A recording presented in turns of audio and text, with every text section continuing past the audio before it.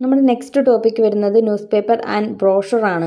News paper layout ഡിസൈനിൻ്റെ main goal എന്ന് പറയുന്നത് to present information clearly, quickly and attractively so that readers can easily find and understand important news.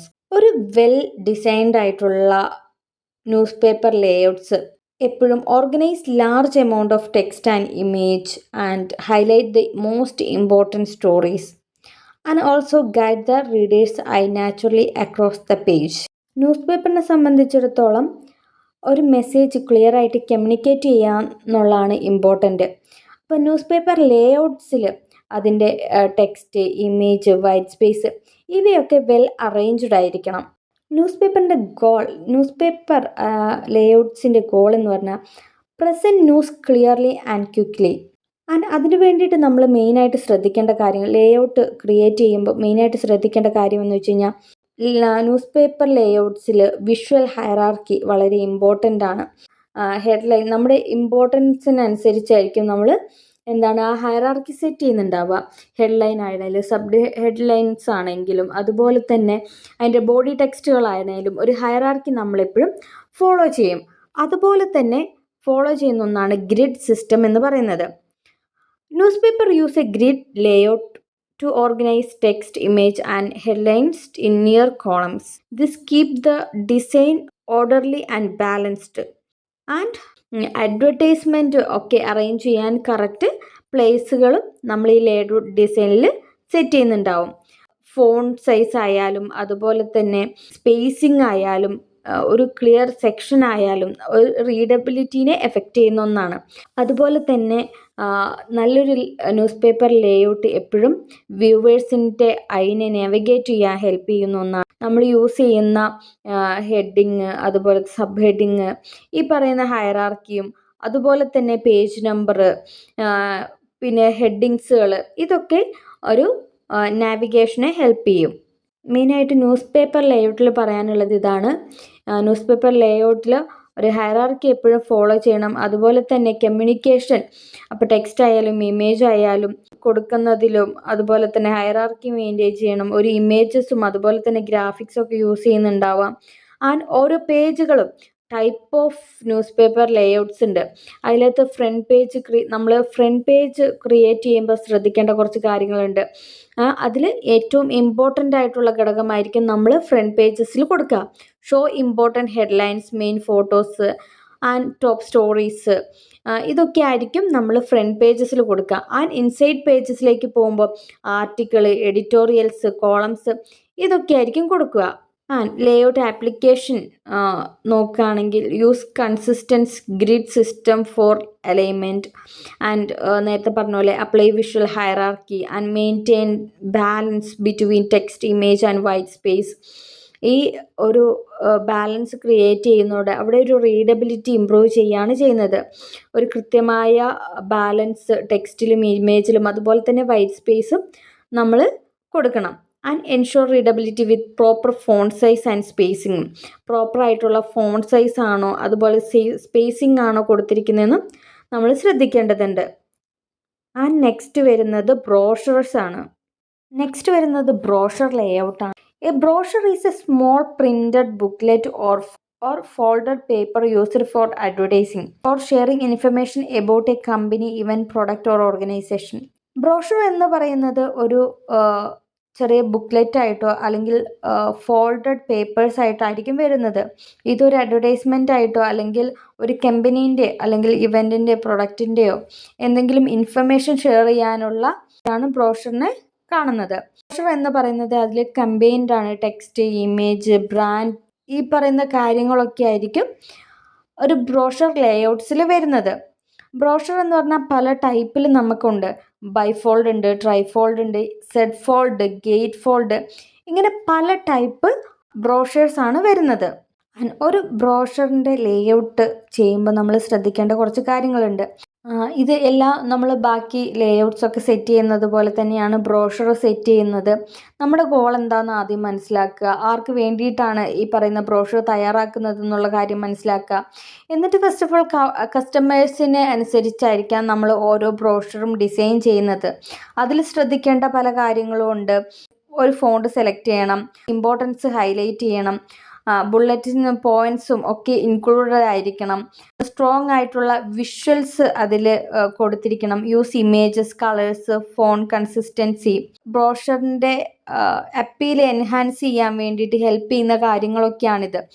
Images ആയാലും കളറാണേലും font ആണേലും ഈ കാര്യങ്ങളൊക്കെ ഒരു വിഷ്വൽ അപ്പീൽ എൻഹാൻസ് ചെയ്യാൻ വേണ്ടി ഹെൽപ്പ് ചെയ്യും.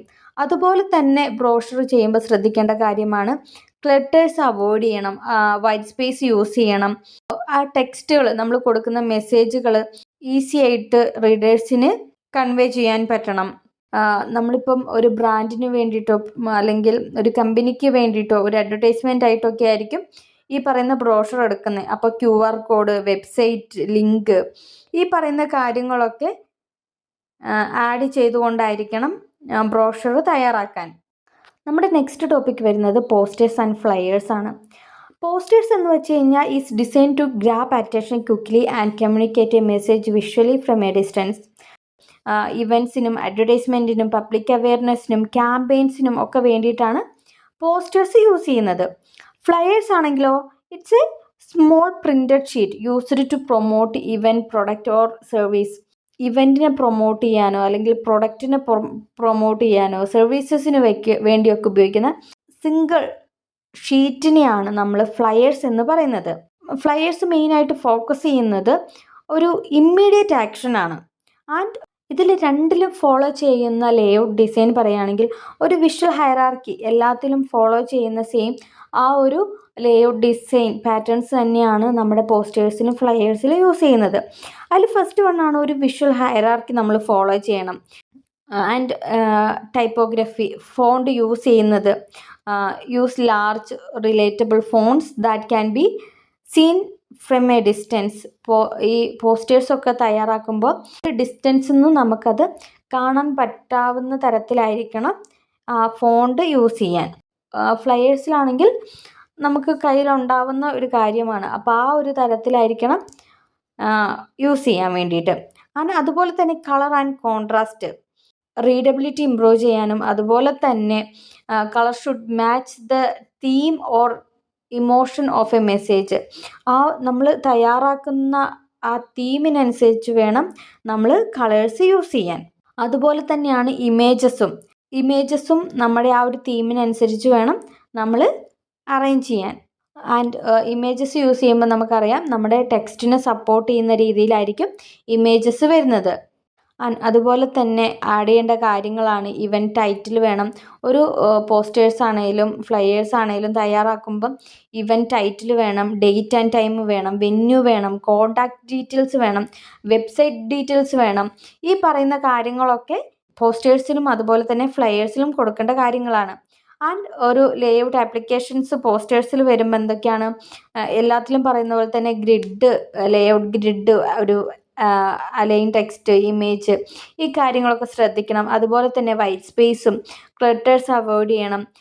ഹെഡ്ലൈനൊക്കെ യൂസ് ചെയ്യുന്ന പ്ലേസുകൾ കറക്റ്റായിട്ട് ഒരു ക്വിക്ക് അറ്റൻഷൻ കിട്ടുന്ന പോലെ വേണം ഹെഡ്ലൈൻസൊക്കെ നമ്മൾ പ്ലേസ് ചെയ്യാൻ വേണ്ടിയിട്ട്. അതുപോലെ തന്നെ ലോഗോസ്, കോണ്ടാക്റ്റ് ഇൻഫർമേഷൻസ്, ഈ പറയുന്ന കാര്യങ്ങളൊക്കെ ആഡ് ചെയ്തിട്ടുണ്ടായിരിക്കണം.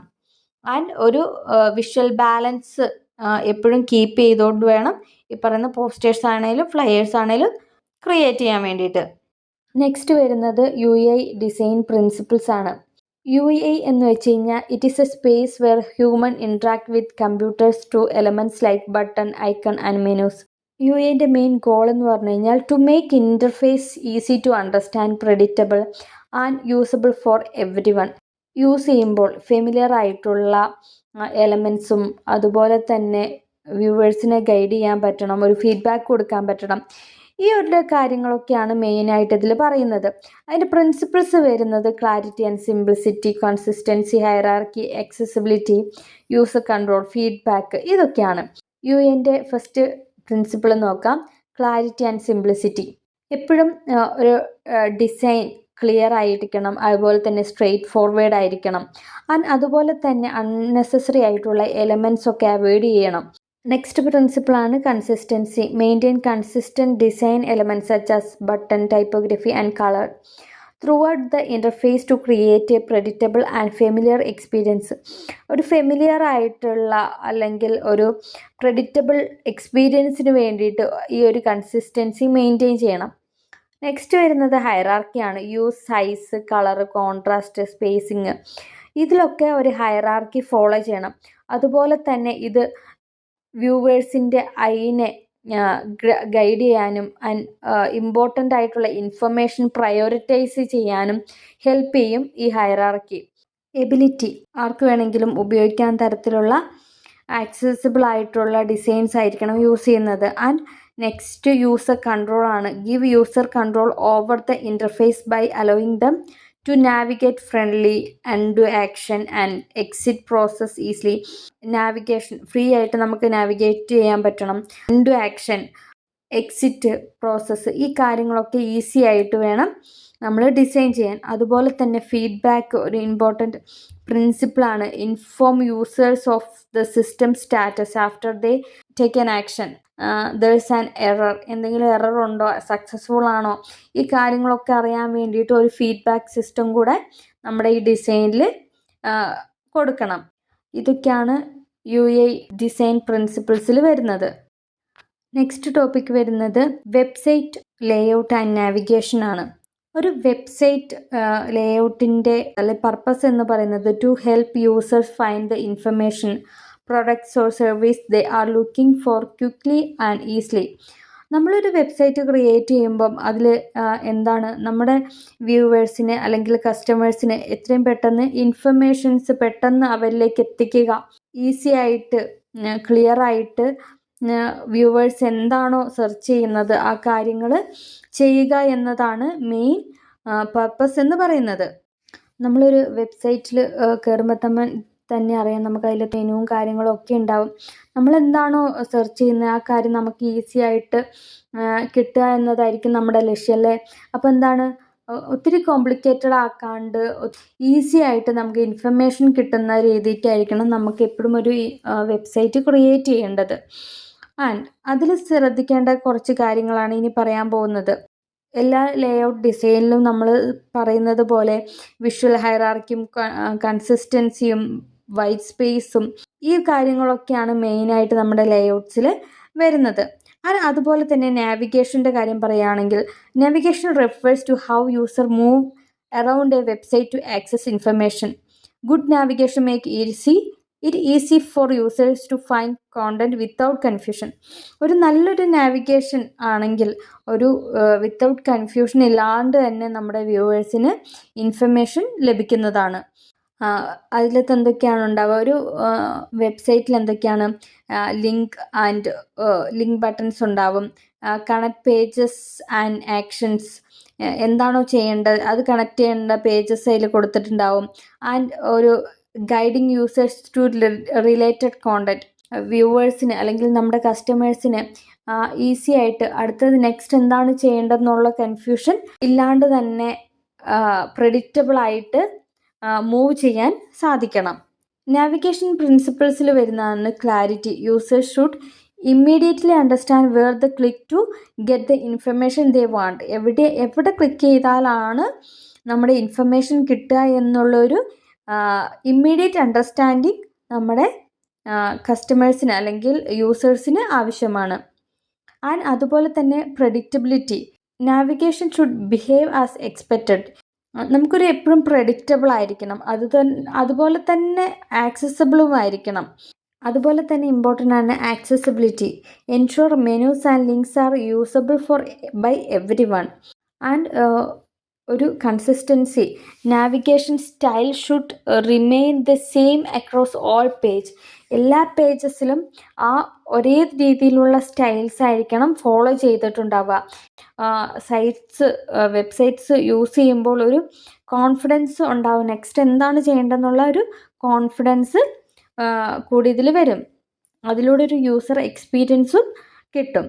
ഒരു നല്ലൊരു ലേഔട്ടാണ് നമ്മുടെ വെബ്സൈറ്റിന് കൊടുക്കുന്നതെങ്കിൽ എന്താണ്, വ്യൂവേഴ്സിനെ നമുക്ക് നാവിഗേറ്റ് ചെയ്യാനും ഗൈഡ് ചെയ്യാനും നാച്ചുറലി നമ്മുടെ വ്യൂവേഴ്സ് ആ ഒരു നാവിഗേഷനിലെത്തും. നെക്സ്റ്റ് വരുന്നത് മൊബൈൽ ആപ്പ് ഡിസൈൻ ഫണ്ടമെൻ്റൽസ് ആണ്.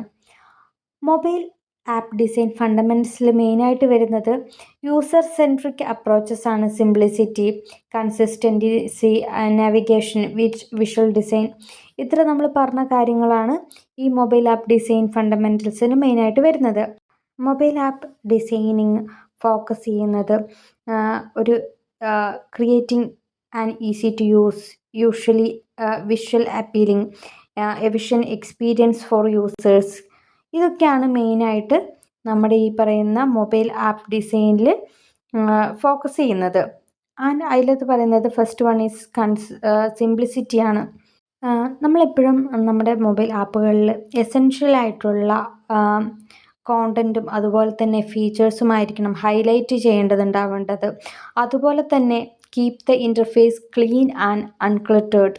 എപ്പോഴും ഇൻ്റർഫേസ് ക്ലീൻ ആയിരിക്കണം, അതുപോലെ തന്നെ അൺക്ലട്ടേർഡ് ആയിരിക്കണം. കൺസിസ്റ്റൻസി, സെയിം കളറും ഫോണ്ടും ഐക്കൺസും ഒക്കെ ആയിരിക്കണം യൂസ് ചെയ്യാൻ. ആ ആപ്പ് യൂസ് ചെയ്യുന്ന യൂസേഴ്സിന് ഒരു നാവിഗേഷൻ കിട്ടാനും അതുപോലെ തന്നെ അവർക്കൊരു ആപ്പിൻ്റെ ബിഹേവിയർ പ്രെഡിക്റ്റ് ചെയ്യാൻ വേണ്ടിയിട്ട് കൺസിസ്റ്റൻസി ഹെൽപ്പ് ചെയ്യും. നെക്സ്റ്റ് വണ്ണാണ് design for make buttons and interactive elements large enough for easy tapping. നമുക്ക് എന്താണ് നമ്മുടെ യൂസ് ചെയ്യുന്ന എലമെൻറ്റ്സ് ബട്ടൺസൊക്കെ നമുക്ക് യൂസ് ചെയ്യാൻ പാകത്തിന് ഉള്ള സൈസിലാണോ കൊടുത്തിരിക്കുന്നത് എന്നുള്ള കാര്യങ്ങളൊക്കെ ഈ ഡിസൈനുകൾ ശ്രദ്ധിക്കേണ്ടതാണ്. നെക്സ്റ്റ് വരുന്ന ഒരു വിഷ്വൽ ഹൈറാർക്കിയാണ്. നമ്മൾ കഴിഞ്ഞ എല്ലാ ലേഔട്ട്സിലും പറഞ്ഞ അതേ സംഭവം തന്നെയാണ് visual hierarchy. Use size, colour, placement to guide attention to important content first. എപ്പോഴും നമ്മുടെ ഫീച്ചേഴ്സ് ആയിരിക്കണം നമ്മൾ പ്രയോറിറ്റൈസ് കൊടുക്കേണ്ടത്. അപ്പോൾ എന്താണ് ഇമ്പോർട്ടൻ്റ് ആയിട്ടുള്ള കാര്യങ്ങൾ പ്രയോറിറ്റൈസ് ചെയ്ത് കൊടുക്കുന്നതിനെയാണ് ഒരു വിഷ്വൽ ഹൈറാർക്കി നമ്മൾ ഇതിലും ഫോളോ ചെയ്യുന്നുണ്ട്. നെക്സ്റ്റ് വരുന്നത് എന്താണ് നാവിഗേഷനാണ്. Follow familiar patterns for easy use. നമ്മൾ ഫെമിലിയറായിട്ട് ഉള്ള പാറ്റേൺസ് തന്നെ വേണം യൂസ് ചെയ്യാൻ. ഇതെന്താണ് ഒരു പ്രെഡിക്റ്റബിൾ ആയിട്ട് യൂസേഴ്സിന് ഈ പറയുന്ന ആപ്സ് യൂസ് ചെയ്യാൻ വേണ്ടി ഹെൽപ്ഫുൾ ആയിരിക്കും. നെക്സ്റ്റ് വൺ പറയുന്നത് സിസ്റ്റം ഫീഡ്ബാക്ക് ആണ്. ഈ പറയുന്ന നോട്ടിഫിക്കേഷനും അതുപോലെ തന്നെ അലേർട്ടും ഈ പറയുന്ന ഇൻഫർമേഷൻസൊക്കെ status update, clarity, information users of action with visual clues like notification, process bar and alerts. Last one ആണ് performance optimisation. Ensure fast load time and smooth interaction. നമ്മളെന്താണ് ഒരു മൊബൈൽ ആപ്സ് ഡിസൈൻ ചെയ്യുമ്പോൾ അതിൻ്റെ പെർഫോമൻസ് ആൻഡ് ഇൻട്രാക്ഷൻ എപ്പോഴും ensure ചെയ്യേണ്ട ഒരു കാര്യമാണ്.